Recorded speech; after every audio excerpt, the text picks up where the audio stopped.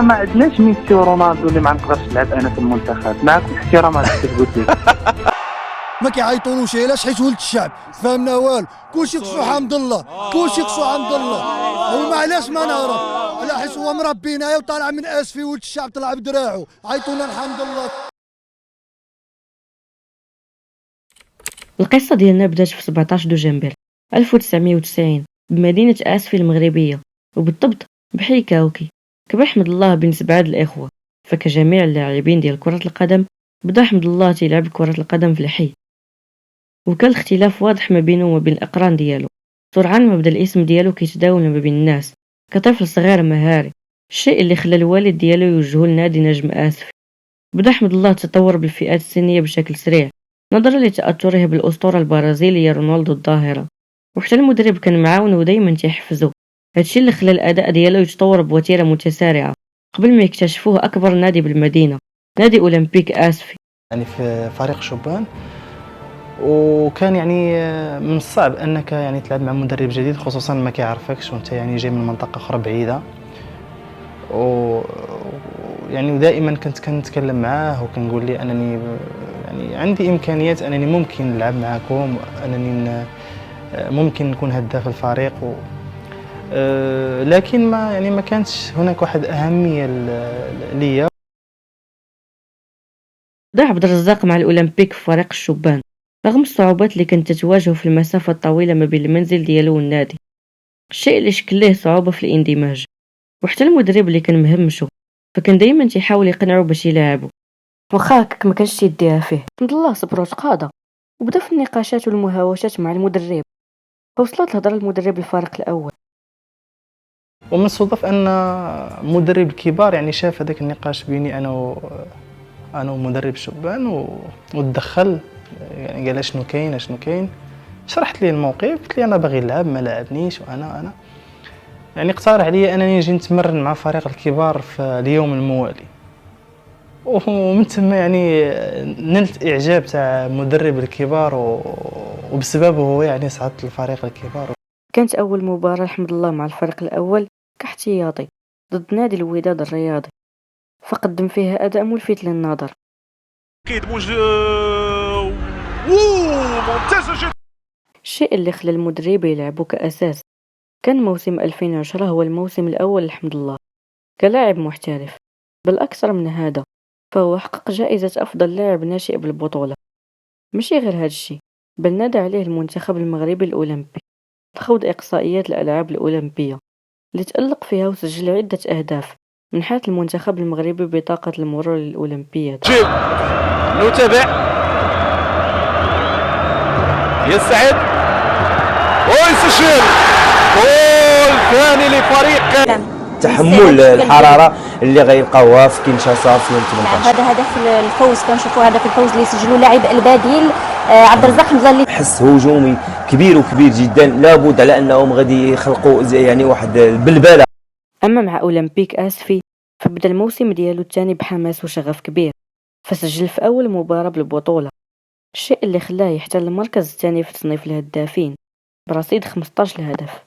البورصه استثمرت كثيرا في نادي مصر المقاصه الذي يمارس فيه لاعب ممتاز عمر ناجي كره سدد والهدف الاول على ذكر الاحتراف ولفي حسن يعود.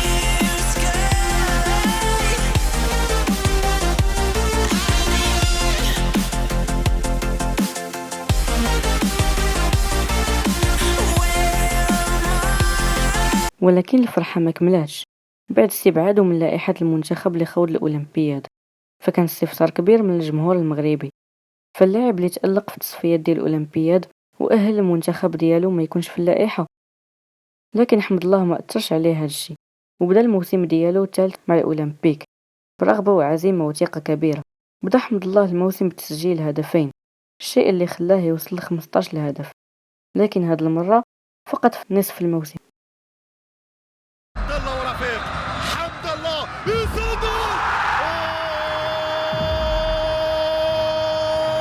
Mainstream flow like water, so I'm going mainstream.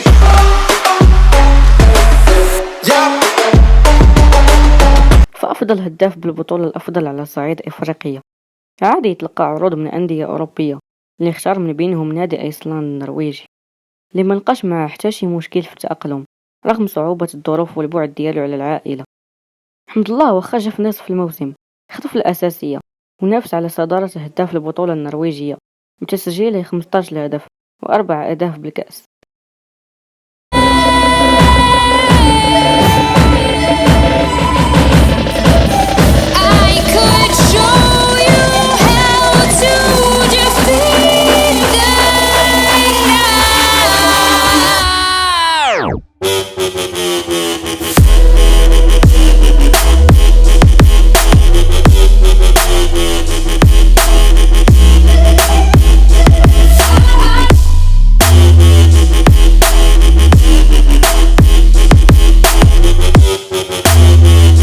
بعد نهاية الموسم جاوه عروض من أندية أوروبية كبيرة لكنه اختار النادي الصيني العملاق غوانزو.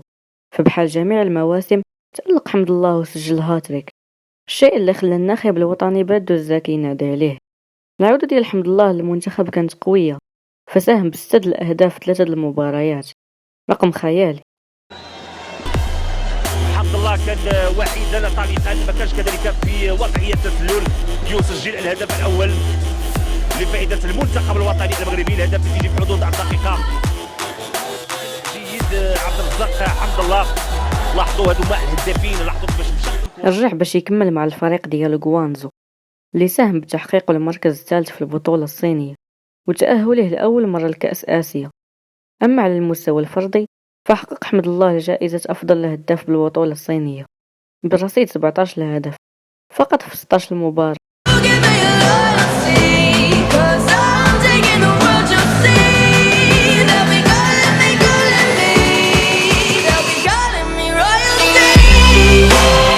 ففي آخر الموسم انتقل حمد الله لنادي الجيش القطري اللي سجل معاه كالعادة 3 الأهداف في أول مباراتين. هل تكون نظرة ولقاء مع الشباك؟ عبد الرزاق تقدم في الأمام وعبد الرزاق تسديدة ويا سلام. I love everything. Fire spreading all around my room. My world's so bright, it's hard to breathe, but that's alright. Hush.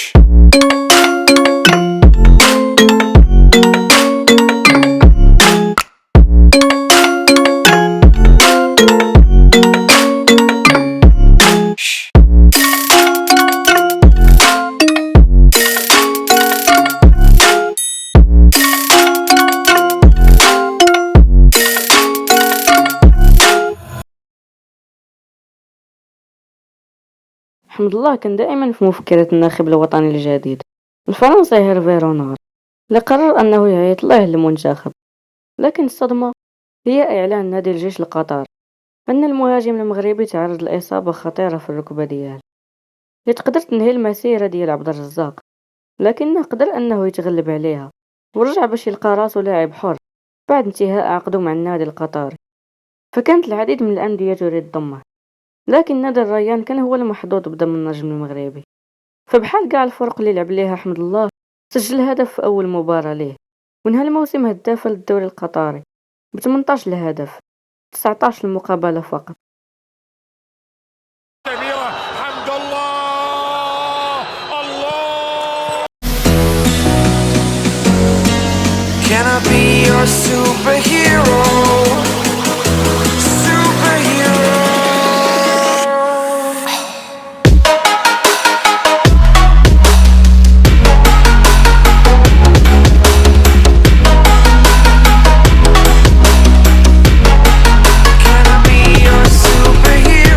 لكن الفرحة ما كملاتش بعد الإصابة الخطيرة اللي تعرض لها في نهاية الموسم.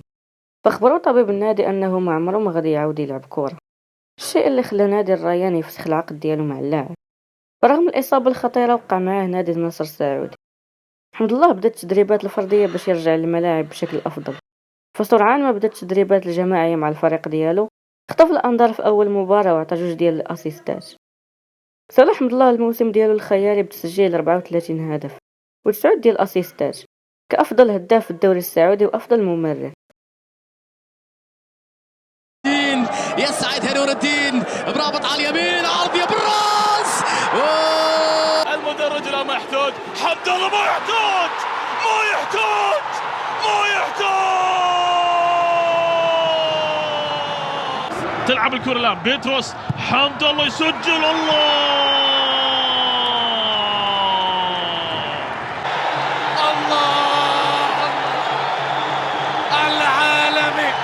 فهاد العدد الهائل من الأهداف خلاه يتفوق على النجم العالمي كريستيانو رونالدو ويدي جائزة الجلوب سوكر كهداف العالم لموسم 2019. Certainly one of Morocco's greatest ambassadors of the game, having played for clubs in his home country, as well as successful spells in Norway, in China, here in the region, and most recently in the Saudi Arabian League.